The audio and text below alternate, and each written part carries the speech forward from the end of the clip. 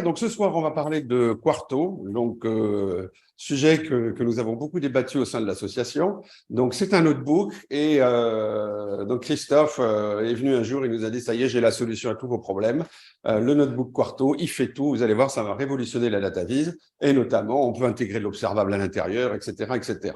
Donc on a regardé un petit peu tout ça et on s'est dit non là, il faut vraiment qu'on fasse un meet-up dédié à ça.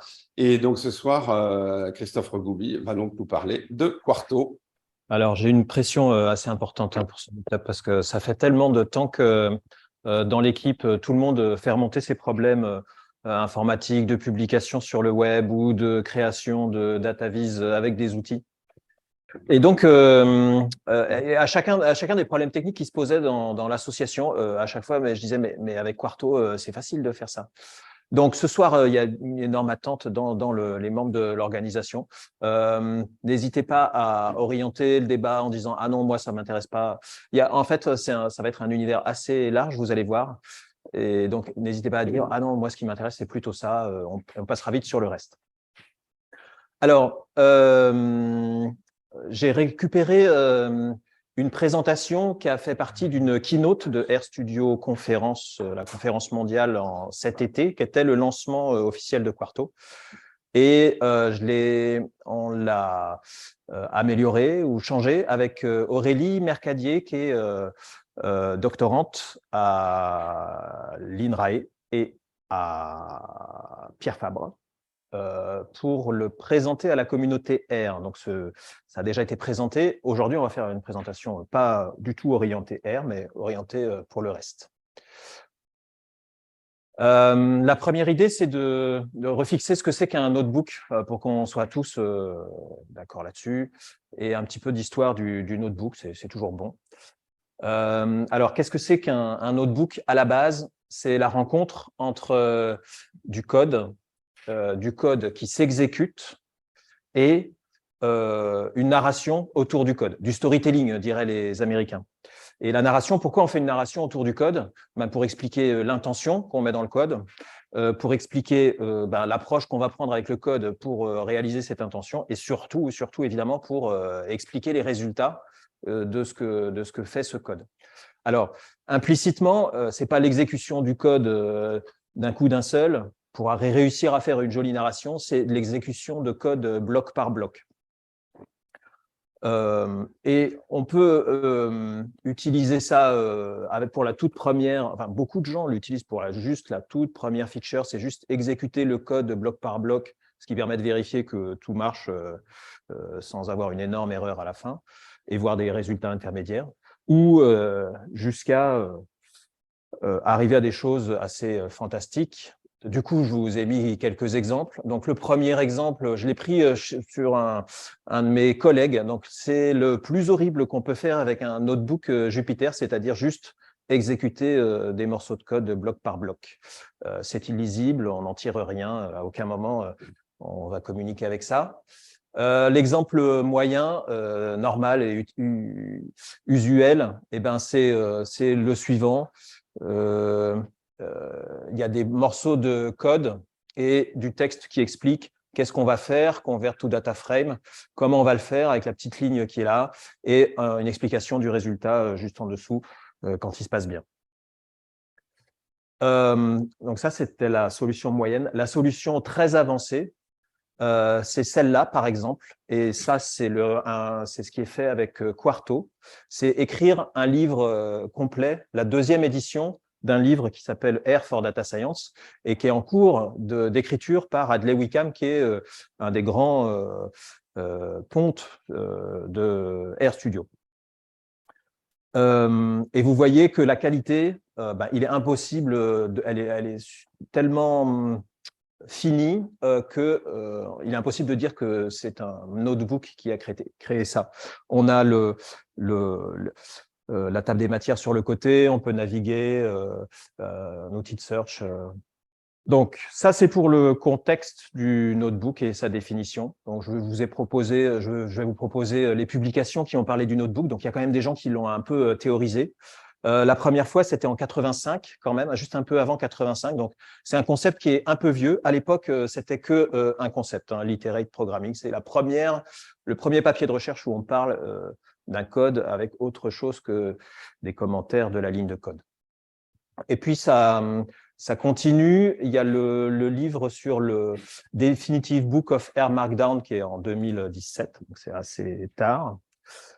Il y a l'arrivée il y a un premier article sur Markdown et sur Pandoc. Donc Pandoc, c'est un logiciel cœur sur la transformation du Markdown en n'importe quel format de document. Et j'ai précisé que la création de LaTeX, c'est juste avant 85. Donc LaTeX, c'est la première association d'un document compilé. Alors, c'est pas du code exécuté, hein, donc c'est la compilation pour faire du document. Et Swive au milieu. Et donc, en parallèle de ces papiers de recherche ou bibles relatifs à un truc, il y a l'arrivée des logiciels qui le font. Donc, R Markdown en 2014, Jupyter juste avant 2015, Apache Zeppelin juste avant, entre 2015 et 2016. Donc, le monde R, le monde Python et le monde Java, Big Data, Apache, Spark et compagnie. Et à chaque fois, la tentative de grignoter chez le voisin. Et puis ensuite, dans la galaxie des packages R, tout un tas de packages pour une fonction particulière. Bookdown pour écrire des bouquins, donc l'exemple que je vous avais montré avant Quarto. Package down pour faire la documentation, le site web de documentation d'un package. Xaringan pour faire des présentations. Blockdown pour faire des blogs. Donc, en tout cas, un package spécifique à chaque ambition de sortie.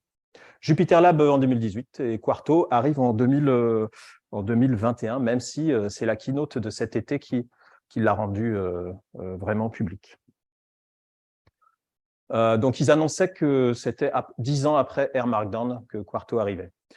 En gros, comment on peut résumer tout ça? C'est jusqu'à maintenant, il fallait tout un tas de packages pour faire tout un tas de sorties de qualité sur tout un tas de médias. Et ça voulait dire tout un écosystème. Et ça veut dire s'occuper de l'upgrade de l'un, d'une syntaxe de l'autre pour des choses relativement communes, mais avec à chaque fois un apprentissage différent. Et maintenant, il y a Quarto.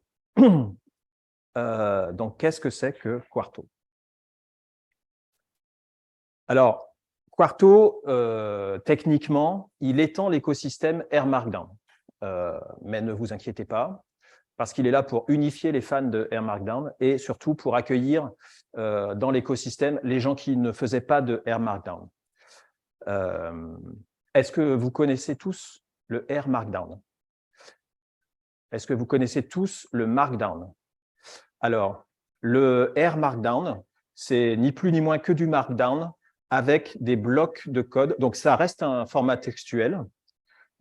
Et comme c'est du texte, on peut l'enregistrer en version sur un dépôt de code, vérifier les deltas. Et les blocs de code sont juste emballés, enfin décorés. Le début d'un bloc de code et la fin du bloc de code avec 3 caractères qui font que c'est un bloc de code. Donc, c'est juste une extension du Markdown. RStudio le vend comme le nouveau système open source, donc c'est gratuit, de publication d'articles scientifiques et techniques. Alors, voilà, on dépasse l'ambition du R Markdown, c'est-à-dire de faire du code à côté du texte ou l'inverse. Ça se veut au niveau de la publication scientifique et technique. Et donc, ça apporte une qualité sur la présentation du résultat qui est un niveau au-dessus de tout ce qui se faisait jusqu'à maintenant. Et surtout, ce n'est pas seulement plus joli et plus professionnel, enfin plus abouti, c'est aussi radicalement plus simple parce qu'il y aura un seul ensemble qui permettra de faire de la même façon la décoration des slides, des sites web, des PDF et des articles wiki de votre site web, de votre wiki d'entreprise. Donc, si on résume l'architecture de Quarto, on prend à peu près tous les langages qui manipulent de la donnée, R, Python, Observable, Julia. C'est extensible par les phénomènes d'extension, donc ça c'est l'état aujourd'hui.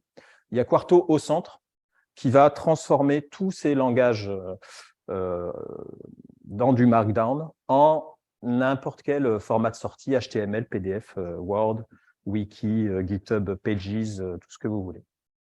Néanmoins, ils vendent le truc comme couvrant 4 grands secteurs, le partage, l'enseignement, la collaboration, et à tel point que ça permet de réimaginer la manière de faire des traitements sur les données. Mais on va quand même couvrir chacune des parties. Donc, on part de l'écosystème de plein de packages qui servent à faire plein de sorties. Et la génération d'après, c'est un seul système qui les couvre tous. Qu'est-ce qu'il amène? Il amène une façon unique de configurer les features attractives. Typiquement, la légende en dessous d'une figure. Il n'y a rien de plus infernal que de mettre des légendes en dessous des figures, de les numéroter, que la numérotation change d'une figure à l'autre. Quand vous êtes dans un très long Markdown, c'était un enfer. Les tab sets, c'est-à-dire d'avoir des tabs qui permettent de passer, enfin typiquement, vous le verrez dans la présentation, une tab Python, une tab R, une tab Julia ou Observable, parce que les gens sont intéressés qu'à un seul des trucs et en changeant la table, ils n'ont qu'une seule vue de l'explication et du code qui correspond. L'highlighting de syntaxe, quand on fait une présentation, il y a des lignes de code qu'on veut montrer, il n'y a rien de pire que de dire « regardez celle-ci ». Là, on va avoir du highlighting dans la présentation. Les bonnes valeurs par défaut sont beaucoup plus accessibles. Et ça amène un meilleur support de l'accessibilité. Ça, je vous ferai une démonstration. Il y a des garde-fous qui font que le document est toujours bon. La partie difficile amenée par Quarto, c'est les en-têtes et les features sont en YAML. Donc, dès que je prononce ce mot, tout le monde a peur. Mais là, il y a une aide directe à YAML avec la complétion des valeurs, la complétion des noms YAML et la complétion des valeurs. Vous allez voir que on fait tomber la barrière d'angoisse face au mot YAML. On supporte tous les langages Python, Julia, Observable. La première opération, pour les gens qui sont familiers avec R Markdown, de partir du fichier R Markdown qu'ils connaissent bien, qui s'appelle Hello, et que j'ouvre. Alors, pour ceux qui ne connaissaient pas R Markdown, donc on reconnaît du Markdown avec les dièses pour faire les titres, etc., toute la décoration du texte. Et le bloc de code, il est entouré par un double, triple petit point. La particularité de R Markdown, c'est qu'entre crochets, on met le langage de la cellule. Donc, on supporte R, Python. Je vois si j'ai du Python là. Non, que du R. On peut mettre du Bash, on peut mettre du D3JS, on peut mettre du SQL. Bon, il y a plein de langages. Donc ça, c'était avant. Comment c'était dans l'interface? Il y avait un bouton qui permettait de faire du Knit, qui était l'engin de sortie en HTML. La première chose très pratique, c'est que si je veux faire du Quarto Markdown, il suffit que je renomme en QMD et j'ai un fichier Quarto Markdown. Donc, vous avez que le changement, il est quand même super léger, c'est juste l'extension. Sauf que ce qui a changé, ce qui n'a pas changé dans ma démo, je ne sais pas pourquoi, c'est qu'il y a un nouveau bouton ici pour transformer ce contenu Markdown en résultat, donc ici HTML Notebook. Donc là, je l'ai affiché ici. Normalement, ça s'ouvre évidemment dans une fenêtre web. On a la compilation du code, mais au lieu que ce soit fait par une librairie R, c'est fait par un exécutable sur mon PC.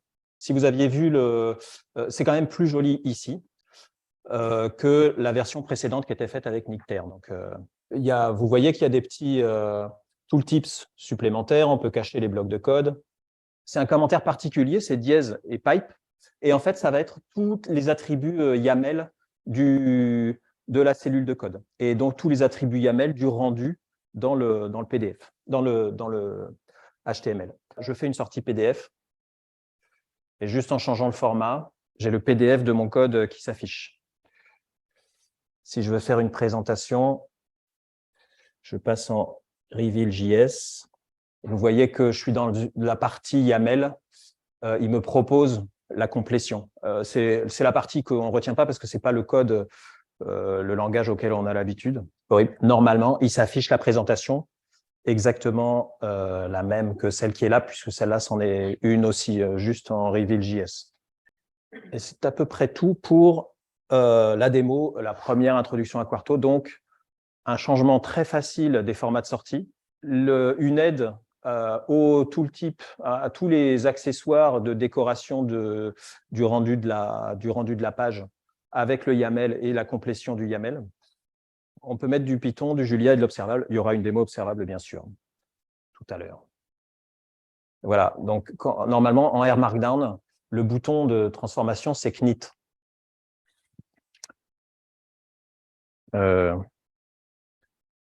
Et très curieusement, normalement, il y a un plot qui s'affiche. C'est donc l'exécutable Quarto qui orchestre chaque étape de la transformation. En fait, qu'est-ce qui se passe derrière? Le fichier QMD, c'est celui que je vous ai montré.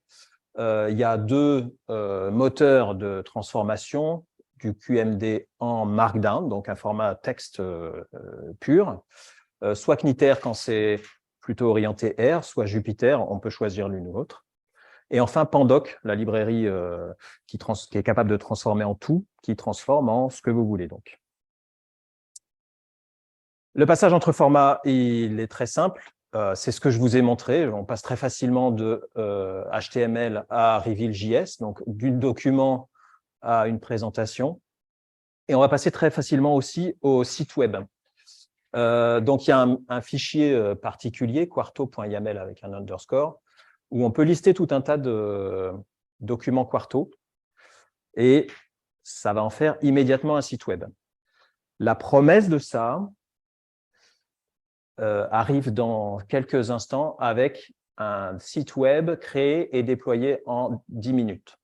Et c'est une vidéo et ça dure moins de 10 minutes.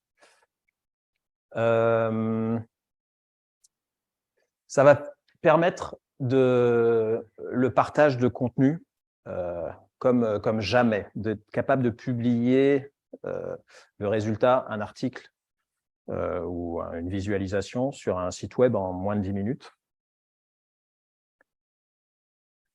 Et ça va du coup faciliter l'open sharing. Vous l'interprétez comme vous voulez. Et ça amène à la collaboration. Alors jusqu'à maintenant, on était très fiers dans le monde R Markdown de la communauté R d'avoir tout cet outillage, même si c'était compliqué à organiser.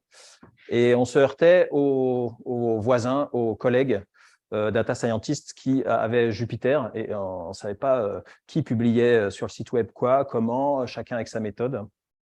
La bonne nouvelle, c'est que Quarto amène un super pouvoir, c'est de tout partager sur le même site web, puisque le fameux fichier Quarto YAML qui décrit toutes les pages du site web, vous voyez qu'on peut y mettre du Quarto Markdown, de l'Ipython Notebook, du R Markdown ou du Markdown tout court. Alors vous me direz la différence entre Quarto Markdown et R Markdown, vous avez vu qu'il n'y avait pas grand-chose, mais vous voyez qu'on peut tout mixer. Ça, c'est la définition du site web. Et il y aura une démo de ça tout à l'heure. L'autre avantage pour faire une communauté entre les pythonistes et les Ristes, je ne sais pas si ça se dit, c'est les IDE. Vous savez qu'on ne demande jamais à un développeur de montrer son IDE. La preuve, c'est que c'est là où on voit que ça ne marche pas. C'est ce que je vous ai montré tout à l'heure. Là, Quarto est supporté dans RStudio, c'est ce que je vous ai montré. C'est supporté dans Visual Studio Code comme un plugin Quarto. Et je pourrais vous faire une démo aussi de ça. Et c'est supporté dans Jupyter. Et on va voir comment. Et puis, comme c'est du texte, eh ben, vous pouvez aussi éditer le le Markdown directement sur le serveur de le repo de code ou n'importe quel éditeur de texte. Après, là, il n'y a plus aucune aide sur les fonctions et le YAML, évidemment. Alors, voilà la démo. Comment publier 3 pages web en moins de 10 minutes. Alors, pour faire ça, il faut les créer, ces pages web. Donc, pour créer ces pages web, la première, on fait fichier, nouveau document. Donc, ça va être des pages web plutôt vides, hein, mais peu importe. La première page, c'est la page exemple. On la sauve. Donc, on ouvre un notebook par défaut. On la sauve en exemple.qmd qu'on retrouve ici. On crée une deuxième page web, introduction.qmd.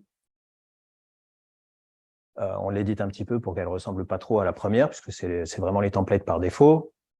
On y met un titre, on a un joli message d'accueil, puisque c'est la page d'introduction.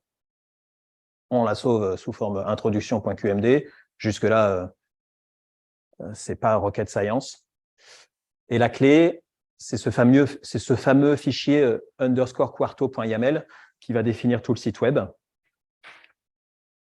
Alors, c'est un pauvre fichier texte. On le crée à partir de rien. Et dedans, on y copie-colle l'exemple que je vous ai montré avant, parce que je n'ai aucune idée de la syntaxe exacte pour le faire. Mais ce qui est important, même si vous avez du mal à le voir ici, c'est dans la liste des pages, c'est les 2 fichiers QMD qui sont là. On donne un titre au site web, un titre au projet.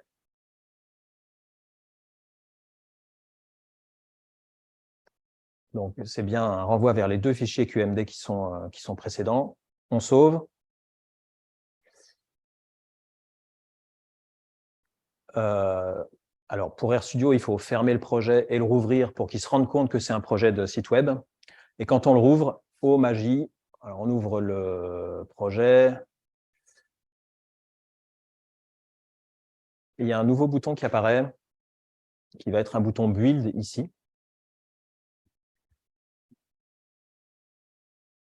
Et le fameux bouton Render qui était là, il se transforme en bouton Build au coin de l'onglet Build. Et vous avez votre site web qui apparaît ici avec ces 2 pages. Alors évidemment, après, vous avez envie de changer le CSS et tout ce que vous voulez. Néanmoins, assembler plusieurs pages de contenu ensemble, c'est quand même devenu relativement simple. Mais jusque-là, le site web, il est juste sur le PC de celui qui l'a créé. Le deuxième moment, c'est de taper Quarto Publish. Donc, comme je vous l'ai dit, c'est un exécutable, donc on peut le commander en ligne de commande. Et Quarto Publish va proposer plusieurs sites de publication. Ça peut être GitHub Pages, ça peut être quarto.pub, qui est un site d'hébergement Quarto, ou ça peut être n'importe quoi d'autre. Il propose toute une liste. Et donc là, sur un site web sur lequel Aurélie avait des crédentials, évidemment, pour publier, elle choisit les options, elle met le nom du site, et le site se publie en ligne sur quartopub.com, et le site est en ligne. Donc, c'est le moment où vous vous roulez par terre, normalement. Hein. Alors, pour les gens qui sont à distance, la salle se roule par terre. Je vous ai montré du bit and byte. On peut commencer à imaginer qu'on va s'en servir, de passer d'un article ou d'un site web complet qui déroule par exemple un cours à la présentation, une présentation du cours ou de l'article en conférence ou de ce qu'on veut, et au PDF pour publier l'article sur un journal scientifique ou ce qu'on veut. Vous voyez tout de suite que on va avoir une continuité, que si quelque chose change, c'est que si quelqu'un dit il y a une erreur dans les données, on change les données, on recompile toutes les sources et tout est à jour, tout est publiable et tout est reproductible. Donc, la reproductibilité, c'est la clé que personne n'arrive à atteindre. Là, si on change une ligne de code, si on change un morceau des données, tout le contenu est homogène et consistant. Alors, l'autre avantage implicite, c'est que quand vous apprenez une balise YAML, Bon, la première, c'est le truc de sortie. Celle-là, vous êtes obligé de l'apprendre. Mais si vous apprenez une balise YAML dans un… le plus gros effort, c'est d'apprendre ces balises YAML, là, qui ne sont pas du tout le langage sur lequel on a l'habitude.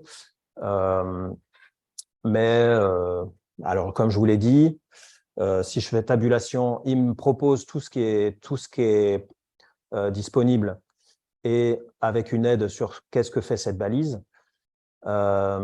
Donc, on peut changer la taille de la figure, par exemple. Je peux mettre 7.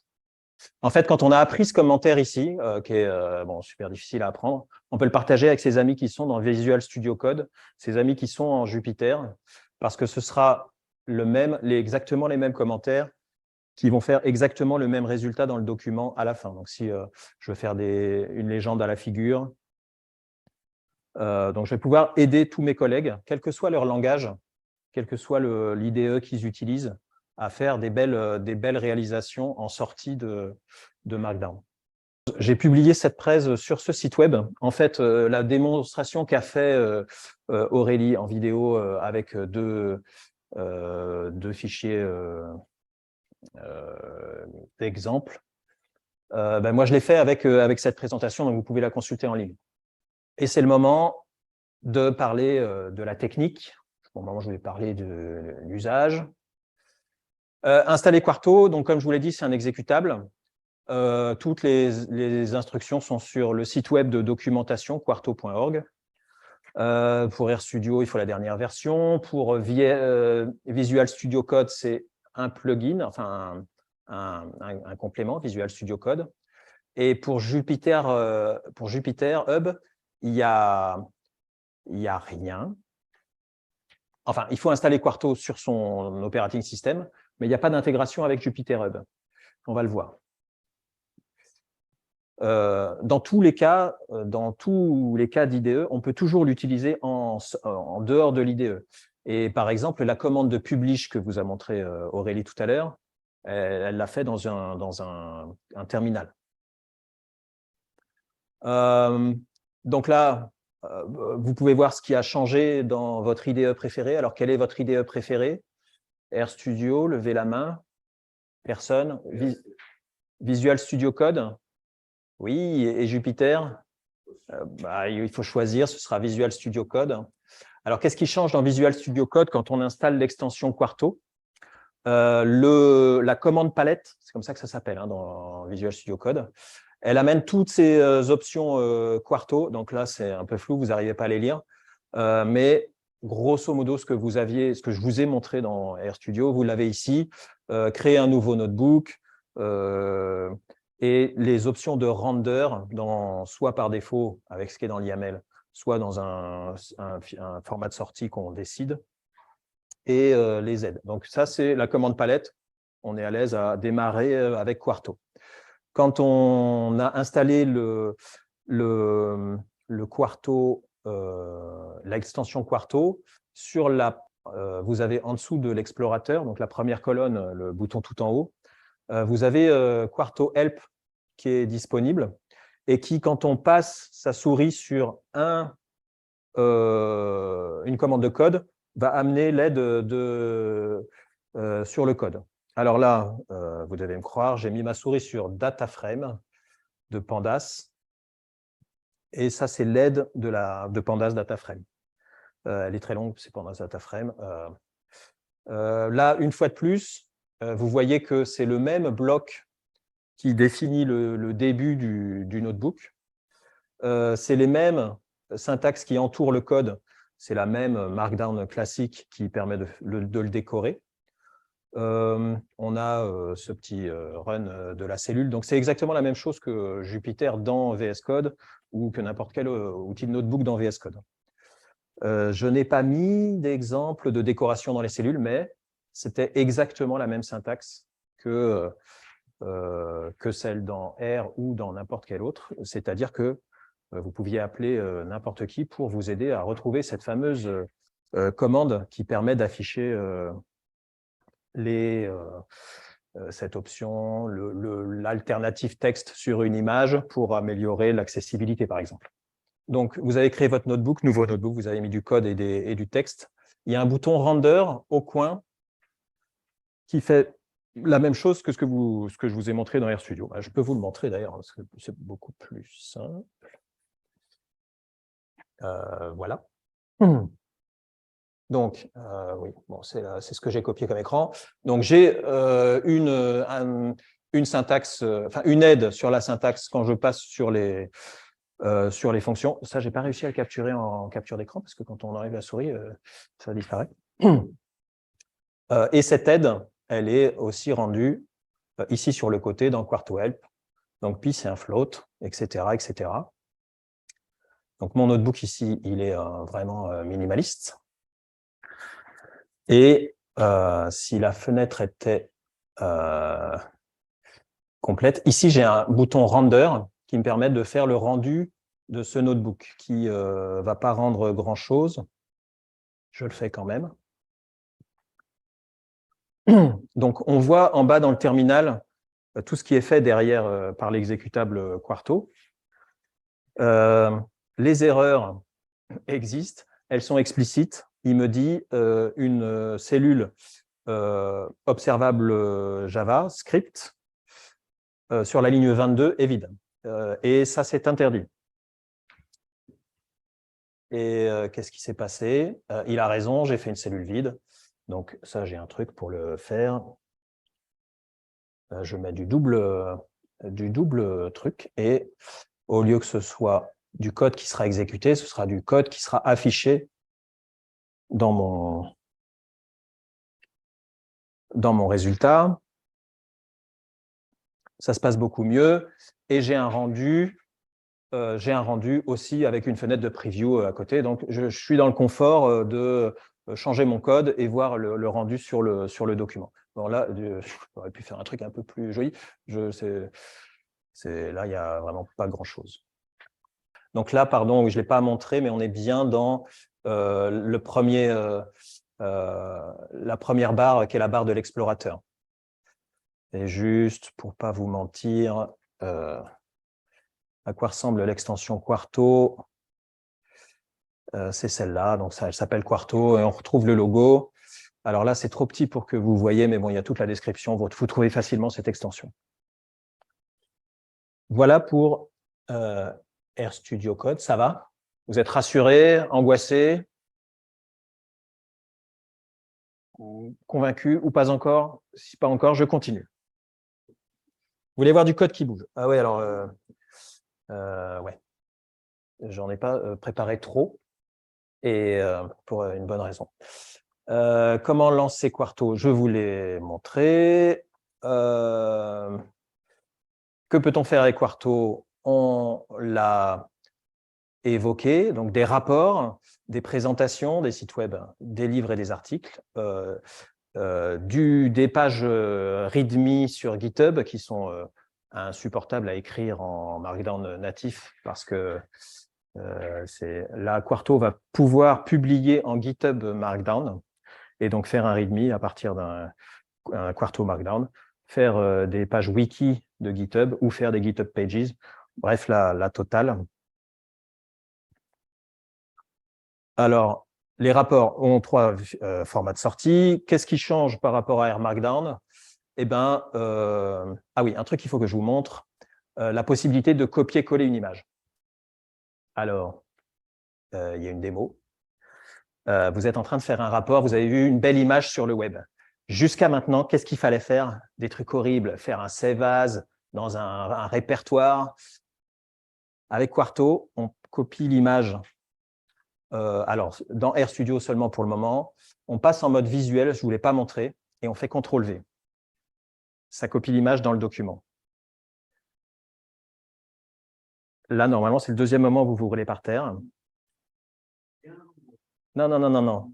Le JPEG. Et d'ailleurs, ça sauve dans les répertoires du projet, dans un répertoire image, un paste.png ou .jpeg de l'image. Non, non, non, ce n'est pas un lien. Tout fonctionne localement une fois que c'est fait.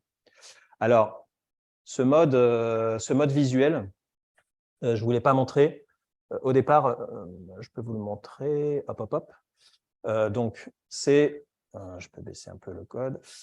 C'est juste un switch entre source qui est vraiment pur, le pur code R Markdown, ou un rendu visuel minimaliste. Donc, c'est là qu'on voit qu'on peut mettre des liens. Comme tu le disais, pour mettre des liens entre les pages. La syntaxe des liens en Markdown, elle n'est pas standard, c'est compliqué. On peut mettre un lien dans une image. Donc, l'image, il y a des crochets, on ne se souvient plus. L'intérêt du mode visuel, là, c'est que je peux faire insert link. Alors, pas ici, je ne sais pas pourquoi. Meet the penguin. Insert link. Et là, il me le propose sous forme de boîte à remplir. Donc, je mets le lien, je mets le texte et l'alternative texte du lien et la syntaxe avec les crochets. Et je fais OK. Donc, en fait, je vais vous avouer que la syntaxe, je ne la connais pas. Et si je repasse en source, eh ben, la syntaxe, je la découvre. C'est crochet pour le texte et parenthèse pour le… Bon, mais tout le monde s'en moque. Le principal, c'est que ce soit facile à faire.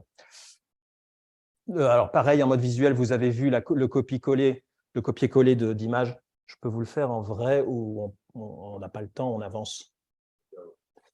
Il y a pareil aussi un truc, insérer des tableaux. Vous voyez tout ce qu'on peut insérer. Donc, toutes les choses difficiles à insérer, à écrire en Markdown nativement, vous les avez là. On peut insérer des tableaux. Il n'y a rien de pire que d'écrire un tableau avec des pipes dans R Markdown. Là, j'insère une table avec, comme dans Microsoft Office avec le nombre de lignes, le nombre de colonnes. L'autre, retour à la présentation. L'autre copier-coller très intéressant, c'est le texte formaté. Si j'ai un bloc de texte avec des formats, là, comme dans LibreOffice, avec du gras, du souligné, du barré, je le copie ici. Le formatage simple est conservé. On retrouve du gras, on retrouve de l'italique, etc. Donc là aussi, toute la partie dure pour faire un texte propre dans le document, elle est largement facilitée. HTML, plein de petits trucs en plus.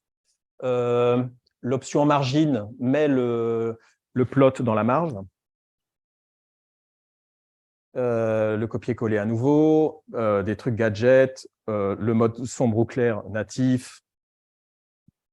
Les citations s'affichent quand on passe la souris dessus. Alors, ce n'est pas possible pour les slides.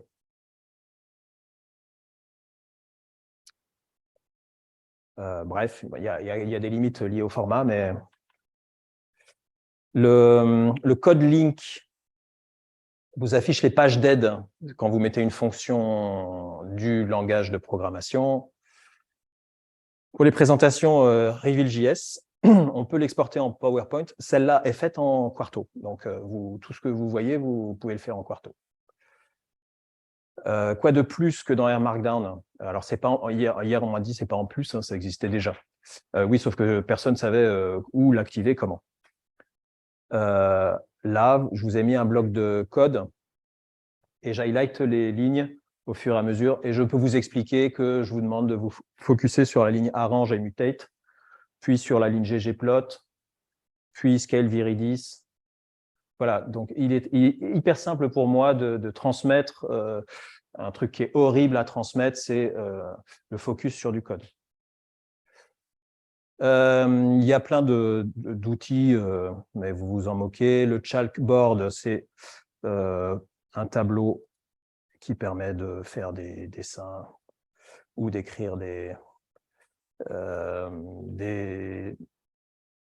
fonctions pour ceux qui savent manier la souris sans la regarder. Il y a un surligneur qui permet de faire un cours vraiment sur la présentation, hein, etc. Bref, il n'y a rien à envier à Microsoft Office, etc. Il y a des extensions qui permettent de convertir la souris en pointeur. Je ne l'ai pas installé. Les blogs et les sites web, Vous avez vu la démo « Comment faire un site web en 10 minutes ». Je crois qu'il y a la même démo ici. Ça, c'est l'explication de la démo. Je passe. Quarto est polyglotte, je l'ai évoqué. On exécute du code Python, R ou observable HQ. Et là, je sais que c'est le moment que vous attendez tous. Julia, évidemment. Tout ça dans le même notebook, avec un passage des données de l'un à l'autre. Alors, vous allez être... alors, les cellules de code, vous l'avez vu, il n'y a rien de... La cellule observable HQ, c'est observable JavaScript. Donc, c'est ça le langage qui est supporté. Et dedans, on met du JavaScript. Moi, je n'ai jamais codé une seule ligne de JavaScript, donc je ne vais pas vous faire une démo très excitante sur le contenu, mais ça fonctionne. Et j'en dirai pas plus sur observable HQ, hormis la partie migration. Donc, normalement, c'est le moment de la présentation où je vous ai convaincu. Vous avez tous envie d'installer Quarto pour essayer vous-même. Et puis, essayer sur les trucs en retranchement, comment mettre 2 images côte à côte, mettre les titres des images figure 1, figure 2, numérotées, toutes les options. Et tout fonctionne. Sauf que normalement, c'est le moment où vous dites « Ah ouais, je vais l'installer, je vais essayer, mais j'ai tellement de contenu, déjà dans des notebooks, R Markdown, IPython Notebook ou autre. » Et là, je me suis amusé à faire, on peut faire aussi des graphes en code. Donc j'en ai fait un, il n'est pas beau, mais tant pis. En tout cas, on peut partir de R Markdown, d'IPython Notebook, d'observable HQ ou de latex, ça c'est une petite blague, pour aller vers Quarto. Il est vraiment très moche. La migration R Markdown en 2 secondes et demie, je vous l'ai fait tout à l'heure. Il suffit de changer l'extension du fichier. Il y a une migration vers R Markdown en 7 secondes et demie, où il faut une console R, et il y a une commande de cette librairie Kniter qui convertit les headers des chunks. En fait, dans R Markdown, les options, elles sont dans les parenthèses à côté du langage. Donc, c'est R, figure size, et figure, etc. Tout ça, et ça les sort de ce bloc et ça les met dans le langage YAML sur le côté, dans les commentaires, comme je vous l'ai montré. Pour les nouveaux documents, il y a une correspondance 1 à 1 sur tous les formats qui existaient, comment les avoir en Quarto. Vous avez l'URL de la page, donc vous pourrez réussir à y voir quelque chose.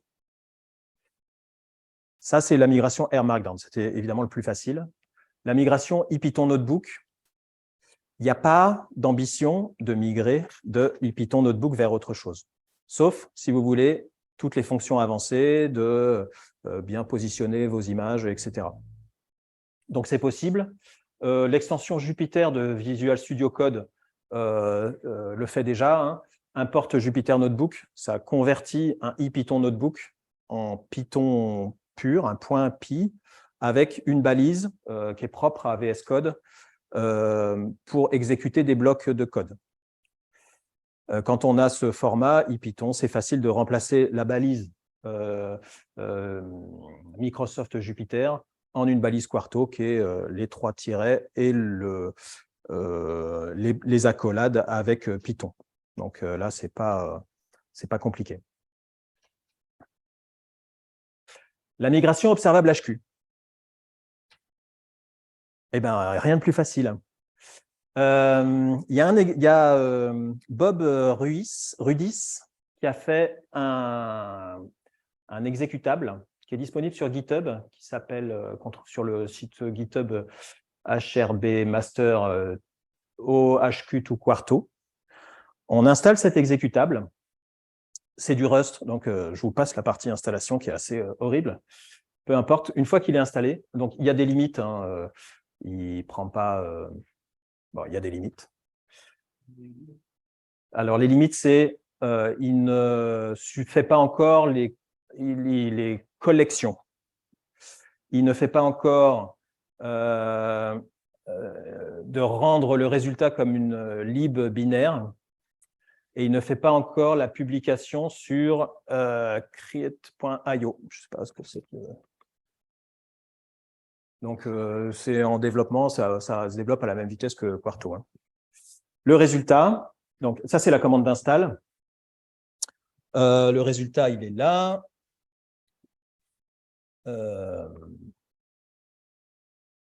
Voilà. OHQ2 Quarto. Donc, à nouveau, c'est un exécutable. Donc, il est disponible pour les plateformes. Hein. Et si je lance, mais grosso modo, je mets un notebook Quarto. Alors, vous allez me donner un notebook Quarto. Allez, un nom d'utilisateur observable.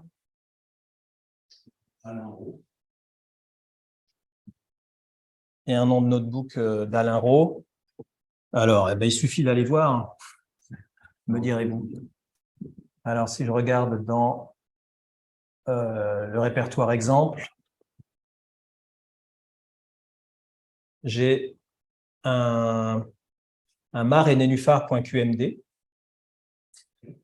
Là, c'est le troisième moment où vous vous roulez par terre. Hein.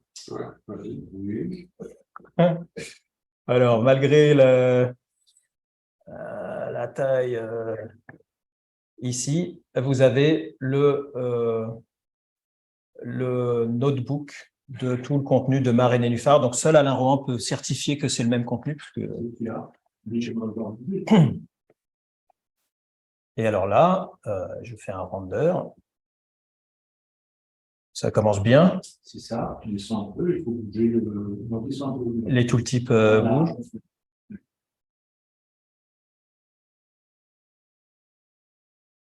Il y a d'autres choses ou... Merci de ne pas avoir mis le truc le plus compliqué du monde. Quand même, c'est vraiment réalisé sans filet.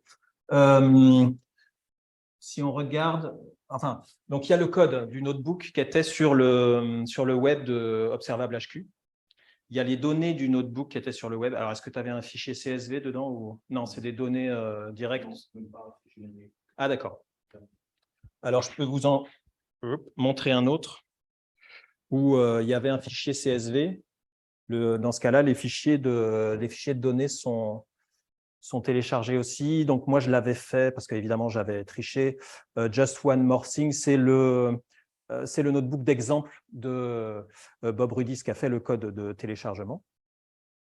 Et donc, Just One More Thing est associé à un fichier CSV qui est le Colombo Data. Donc, en téléchargeant Just One More Thing, il y a le CSV qui s'est installé ici aussi, colombo.csv. Et donc, le notebook qui charge les données en JavaScript, il a les données. Hein. Il n'y a pas besoin de à nouveau télécharger save as au bon répertoire, on est perdu.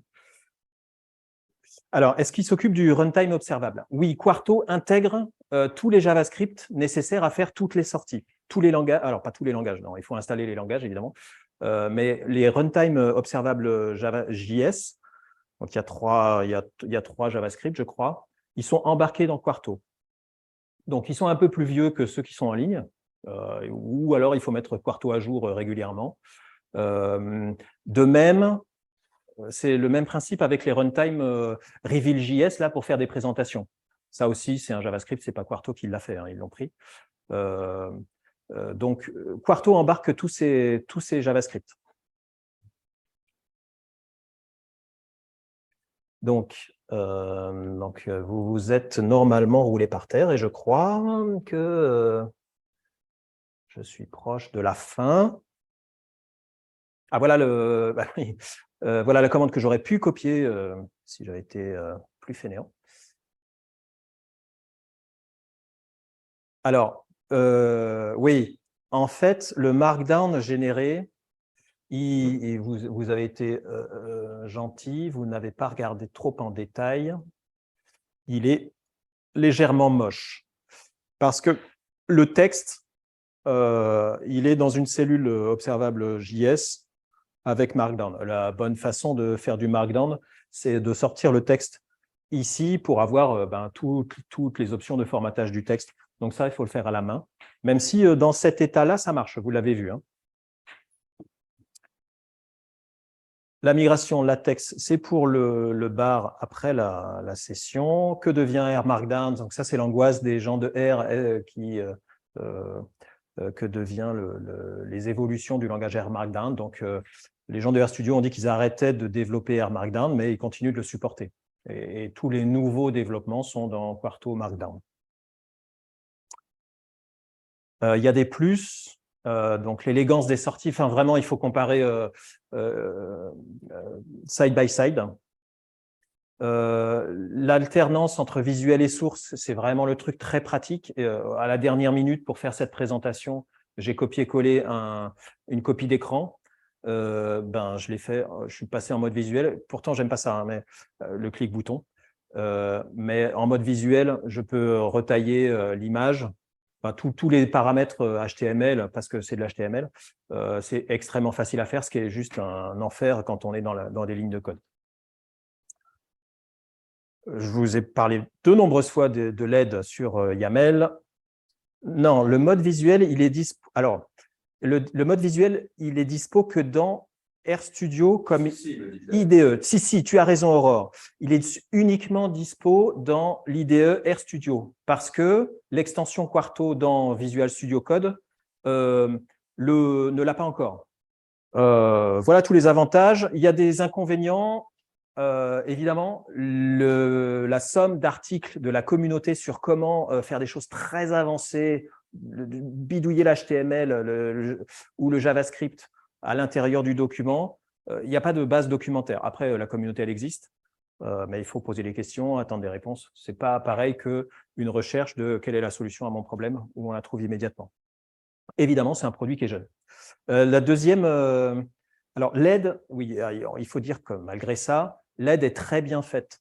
Donc moi, j'ai trouvé utile de mettre une copie d'écran de l'aide. Donc vous savez, vous allez tout de suite, il y a une page d'aide et vous savez tout de suite où vous allez trouver ce que vous cherchez. Soit vous cherchez de l'aide sur les langages de programmation, soit sur la décoration du texte, les figures, les tables, les diagrammes, etc.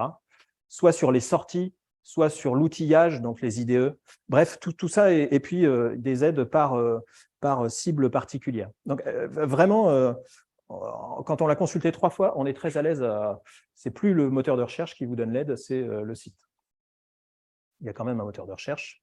Et j'ai fini, très en retard quand même, et j'attends vos questions. Y a-t-il des différences d'usage dans Jupyter avec Quarto par rapport à RStudio IDE ou VS Code IDE? Alors, c'est une très bonne question et je croyais avoir du contenu là-dessus. Dans Jupyter, qu'est-ce qui change? Rien du tout. Il faut avoir Quarto installé sur sa machine. On rajoute juste l'entête YAML du début du document. Donc, les toutes premières lignes qui disent le titre du document et le format de sortie, output égale PDF, HTML ou ce que vous voulez. Ça dans des balises, dans les mêmes balises que Quarto document.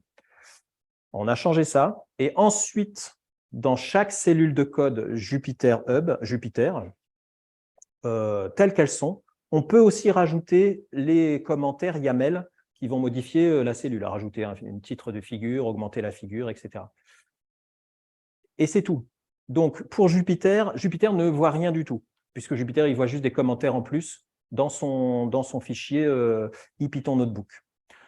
Il n'y a pas d'intégration dans Jupyter, c'est-à-dire que pour faire une sortie du notebook en PDF, en HTML, ce qui est précisé dans l'entête, il va falloir taper en ligne de commande Quarto render et le nom de fichier IPython Notebook, et Quarto va faire le rendering et faire une sortie HTML, ce qu'on veut, etc. Donc, ce qui est moins pratique dans Jupyter, c'est qu'il faut aller dans la ligne de commande, ouvrir le terminal. Alors, si je sais pourquoi vous ne l'avez pas vu, c'est parce que vous avez choisi VS Code. Donc, on n'est pas obligé de remonter slide par slide, car il y a un sélecteur de slides.